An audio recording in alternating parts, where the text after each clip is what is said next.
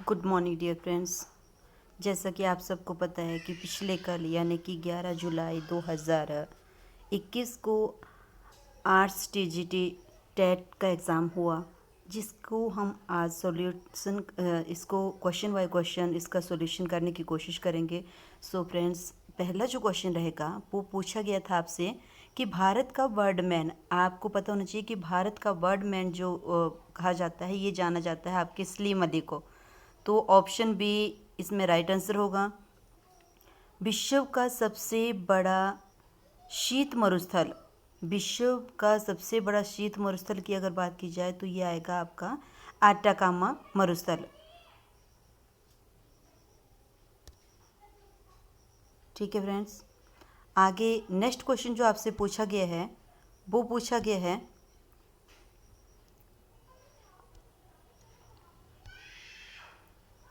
Jim Corbett national park का आरंभ किया गया था। तो जिम कॉर्बेट नेशनल पार्क जो कि आपके उत्तराखंड में स्थित है, 1936 ईस्वी में से बनाया गया था फ्रेंड्स। तो ये जो है वो एक आपका एक टाइगर प्रोजेक्ट है, प्रोजेक्ट टाइगर।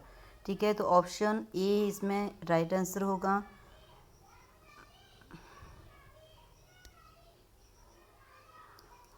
ऑप्शन ए इसमें राइट आंसर आ जाएगा।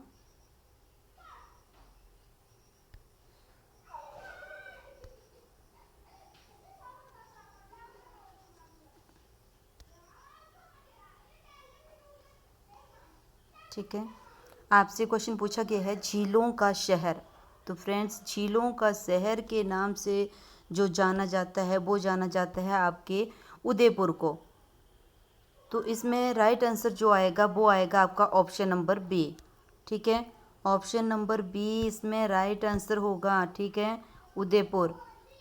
आपका नेक्स्ट क्वेश्चन उस प्रथम व्यक्ति का नाम बताइए जिसने दूरबीन का प्रयोग किया था। तो फ्रेंड्स, अगर आपको कुछ आइडिया होगा तो आपको पता होना चाहिए कि वो जो व्यक्ति था जिसने प्रथम बार दूरबीन का प्रयोग किया था वो था गैलीलियो। तो गैलीलियो जो है वो इस क्वेश्चन का राइट आंसर आएगा। नेक्स्ट क्वेश्चन है आपका तारीख ए हिंद पुस्तक के लेखक कौन है। तो फ्रेंड्स, इसका जो राइट आंसर रहेगा वो रहेगा ऑप्शन नंबर ए, अल बुरूनी के द्वारा लिखी गई बुक है ये तारीख ए हिंद।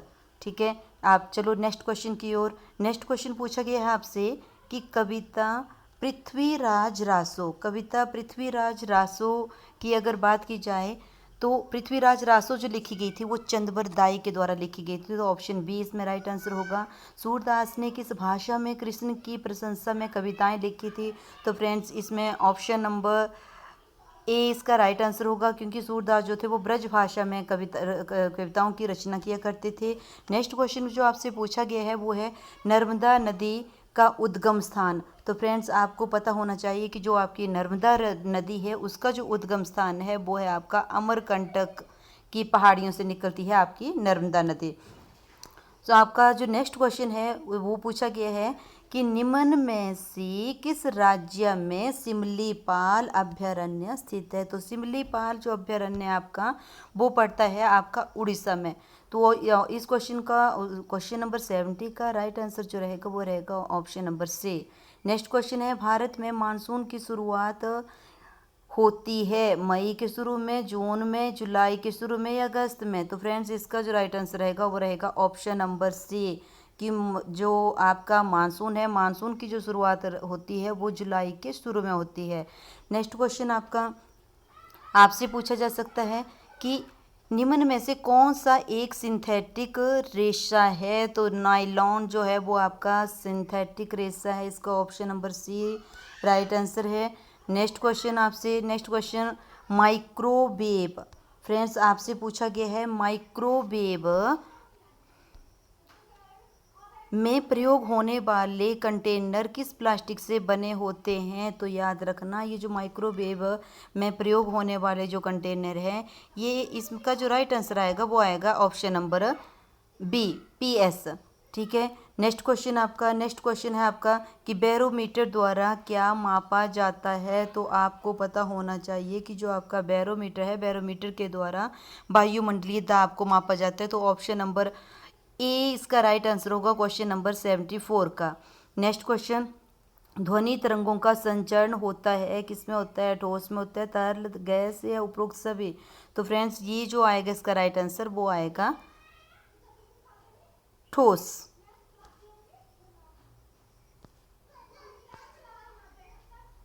नेक्स्ट क्वेश्चन है आपका, इंडोक्राइन ग्रंथि में मौजूद रसायन क्या कहलाता है। तो क्राइम ग्रंथि में जो मौजूद रसायन है फ्रेंड्स उसको बोला जाता है हार्मोन। तो इसका राइट आंसर जो आएगा वो ऑप्शन नंबर सी आएगा। शिमला भारत की ग्रीष्मकालीन राजधानी बनी थी। शिमला जो भारत की ग्रीष्मकालीन राजधानी बनी थी ये बनी थी 1864 में। ऑप्शन नंबर बी इसका राइट आंसर आएगा। ठीक है, नेक्स्ट क्वेश्चन, 1948 में ओलंपिक में विजेता भारतीय हॉकी टीम के जो कप्तान थे वो कौन थे। तो फ्रेंड्स आपको पता होना चाहिए ये जो हॉकी के उस टाइम 1948 में कप्तान थे इनका नाम था किशन लाल। तो ऑप्शन बी इसका राइट आंसर होगा किशन लाल। नेक्स्ट क्वेश्चन है आपका, आंध्र प्रदेश की नई राजधानी का क्या नाम है। तो नई राजधानी जो है आंध्र प्रदेश की वो है आपकी अमरावती। तो इस क्वेश्चन का आई थिंक बी ऑप्शन जो वो इसका राइट आंसर रहेगा। नेक्स्ट क्वेश्चन पूछा गया है कि 45वां G7 सम्मेलन 2019 का आयोजन किस देश में हुआ। तो फ्रेंड्स याद रखना ये जो हुआ था ये हुआ था आपके फ्रांस में। तो इसका राइट आंसर जो आएगा वो आएगा आपका option number A. Next question, एक स्थलीय भाग जो तीनों ओर से पानी से घिरा हो वो प्रायद्वीपीय कहलाता है। 81 क्वेश्चन नंबर का और राइट आंसर जो आएगा वो आएगा आपका ऑप्शन नंबर ए। ठीक है, जो आपका 82 क्वेश्चन है, क्षुद्र ग्रह किन कक्षाओं के बीच पाए जाते हैं। तो याद रखना जो क्षुद्र ग्रह है वो मंगल और बृहस्पति की कक्षाओं में पाए जाते हैं। ऑप्शन बी जो है इसका राइट आंसर होगा।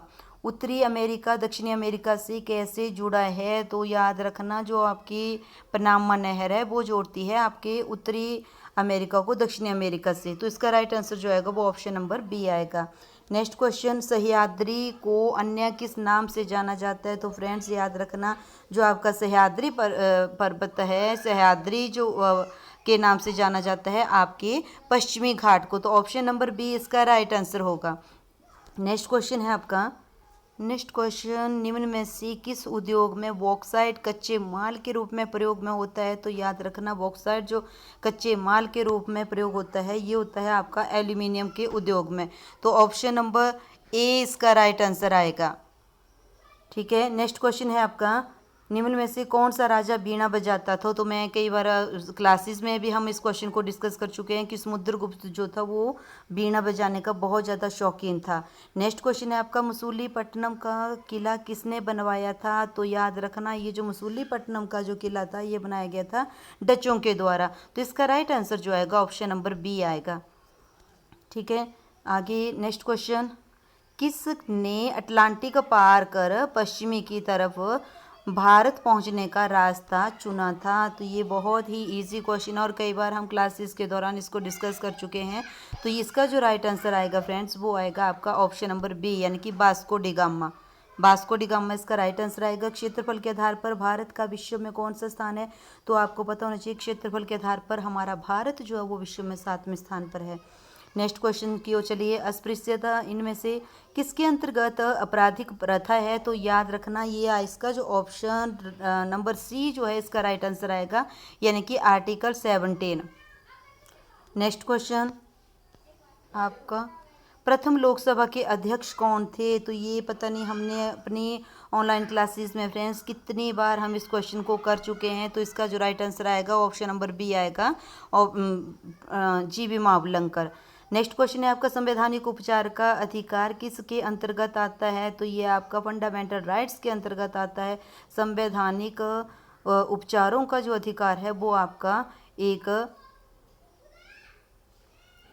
मूल अधिकार है, कानून संवैधानिक अधिकार है, संविधानिक अधिकार में के अंतर्गत आएगा ये आपका, यानी कि संविधान में इसका उल्लेख है आपका किसका, ये जो आपका फंडामेंटल राइट्स, सॉरी इसमें आई थिंक ये ऑप्शन नंबर ए भी आ सकता है और ऑप्शन नंबर सी भी इसमें आ सकता है। क्यों आ सकता है, क्योंकि ये हमारा फंडामेंटल राइट्स भी है और संवैधानिक अधिकार भी है। नेक्स्ट क्वेश्चन है आपका, भारत में सर्वोच्च न्यायालय की स्थापना कब की गई थी? तो फ्रेंड्स आपको पता है कि इसका जो राइट आंसर आएगा वो आएगा ऑप्शन नंबर ए, 26 जनवरी 1950 को। ठीक है, ऑप्शन नंबर ए इसका राइट आंसर आएगा। नेक्स्ट क्वेश्चन है आपका, सरकारिया आयोग किससे संबंधित है? तो फ्रेंड्स सरकारिया जो आयोग है वो आपका केंद्र व राज्यों के बीच संबंधों से है, तो ऑप्शन नंबर सी इसका राइट आंसर आएगा। राज्यसभा का कार्यकाल कितना होता है? तो राज्यसभा का जो कार्यकाल होता है यह एक स्थायी सदन है। ठीक है, इसका option number D right answer आएगा। आपसे पूछा गया दलाल स्ट्रीट व्यवस्थित है। मैं कई बार इस क्वेश्चन को आपको ऑनलाइन क्लासेस के दौरान करवा चुकी हूँ कि दलाल स्ट्रीट जो है वो आपकी मुंबई में स्थित है, तो ऑप्शन डी जो होगा वो इसका राइट आंसर आएगा। नेक्स्ट क्वेश्चन, पंचायती राज प्रणाली कैसी है? मैं कई बार इस क्वेश्चन को क्लास के दौरान बता चुकी हूँ कि पंचायती राज सिस्टम जो है वो आपके 3 टायर सिस्टम है, त्रिस्तरीय प्रणाली है ये। और आपको पता है कि पंचायती राज की सर्वप्रथम शुरुआत जो हुई थी वो राजस्थान के 2 अक्टूबर 1959 को राजस्थान के नगौरा नामक स्थान से हुई थी। नेक्स्ट क्वेश्चन है आपका, वर्ष 1969 में कितने बैंकों का राष्ट्रीयकरण किया गया था? तो आपको पता होना चाहिए कि 1969 में आपके कुल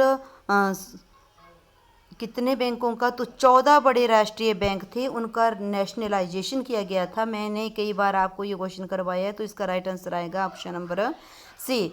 अंतर्राष्ट्रीय महिला दिवस प्रतिवर्ष कब मनाया जाता है? कई बार हम इस क्वेश्चन को डिस्कस कर चुके हैं। ये मनाया जाता है आपका 8 मार्च को। ठीक है, नेक्स्ट क्वेश्चन की ओर चलिए आप। सबसे पुराना वेद, फ्रेंड्स सबसे पुराना जो वेद माना गया है आपका वो है आपका ऋग्वेद। मैंने बताया आपको कि ऋग्वेद कुल 4 हैं और प्राचीन जो वेद माना गया है वो है आपका ऋग्वेद। ठीक है, तो इसका ऑप्शन डी जो आएगा वो इसका राइट आंसर आएगा। नेक्स्ट क्वेश्चन है, ईस्ट इंडिया कंपनी ने भारत में किस स्थान पर अपनी पहली फैक्ट्री स्थापित की थी? तो याद रखना फ्रेंड्स ये की थी सूरत में। ठीक है, नेक्स्ट क्वेश्चन है आपका, आर्य समाज की स्थापना किसके द्वारा की गई थी? तो ये क्वेश्चन हम कई बार अपनी ऑनलाइन क्लासेस के दौरान डिस्कस कर चुके हैं। इसका राइट आंसर जो आएगा वो आएगा ऑप्शन नंबर सी। ठीक है, स्वामी दयानंद सरस्वती। स्वामी दयानंद सरस्वती जी ने जो आपका आर्य समाज है इसकी स्थापना किसने की थी? स्वामी दयानंद सरस्वती ने। तो इसका राइट आंसर आएगा option number C. Next question की ओर चलिए, अमीर खुसरो को सामान्यतः किस वाद्य यंत्र का श्रेय दिया जाता है? तो ये कई बार हम इस क्वेश्चन को डिस्कस कर चुके हैं, तो इसका जो राइट आंसर आएगा आपका वो आएगा आपका सितार। ठीक है, सितार का जनक माना गया है अमीर खुसरो को। नेक्स्ट क्वेश्चन है आपका, विश्व में न्यूनतम वर्षा किस मरुस्थल में होती है? तो याद रखना जो आपका आटाकामा मरुस्थल है, जिसे कि दुनिया का सबसे शुष्क मरुस्थल माना गया है, यहाँ पे बहुत कम वर्षा होती है और इसका राइट आंसर रहेगा option number C. Next question की ओर चलिए, जमीन से ऊपर ओजोन परत की कुल ऊंचाई लगभग कितनी है? तो फ्रेंड्स आपको पता होना चाहिए, इसका जो राइट आंसर आएगा वो आएगा ऑप्शन नंबर ए, 40 से लेकर के 60 किलोमीटर तक।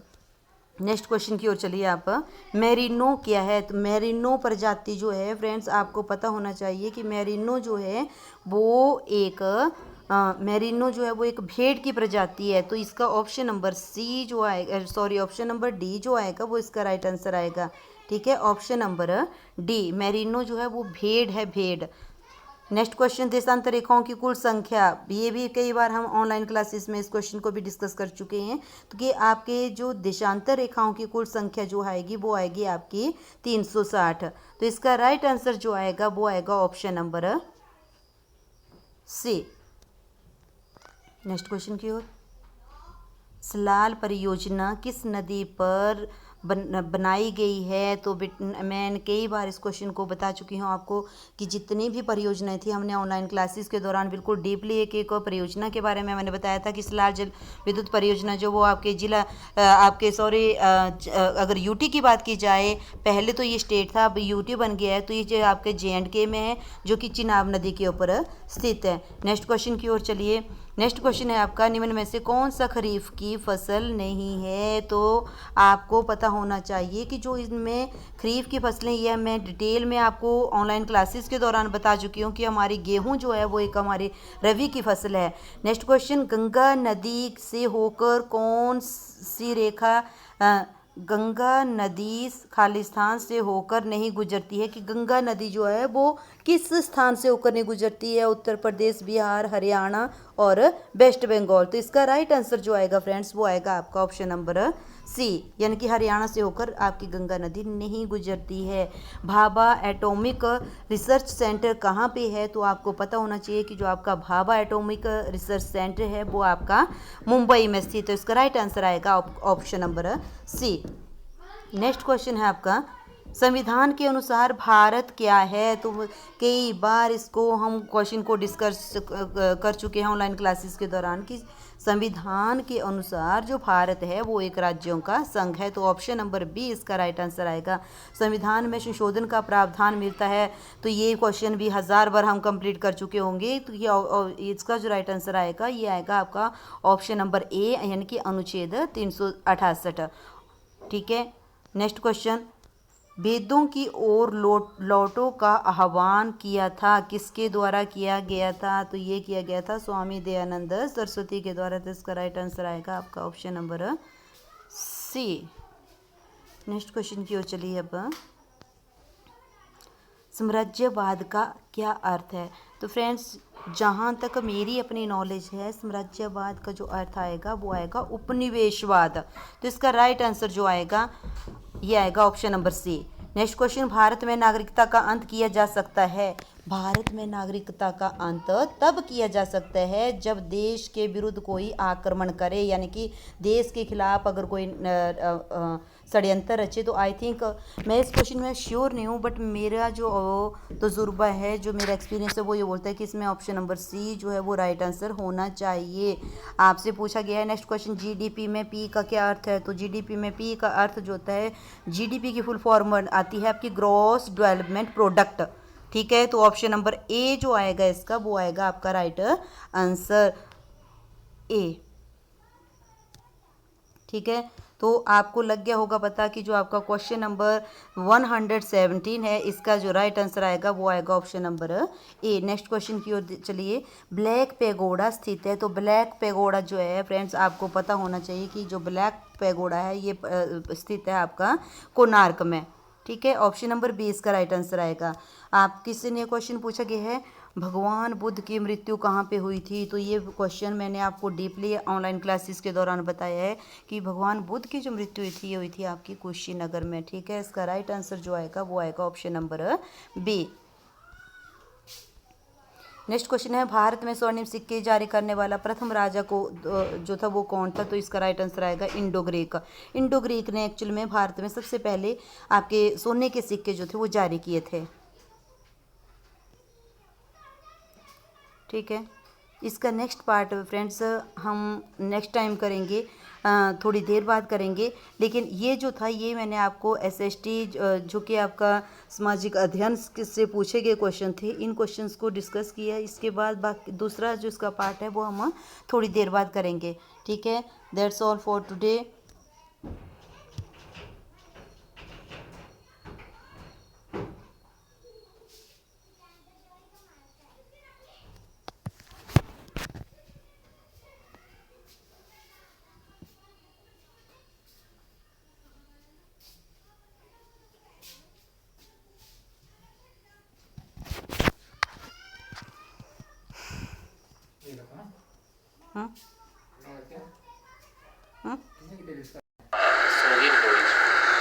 डियर स्टूडेंट्स, आज हमारे डिस्कशन का जो टॉपिक रहेगा, हम एंशिएंट हिस्ट्री के बारे में जानने का प्रयास करेंगे कि एंशिएंट हिस्ट्री में सबसे पहले आ जाता है हमारा, जैसे जो आपकी हम एंशिएंट हिस्ट्री के बारे में जानने का प्रयास करेंगे कि एंशिएंट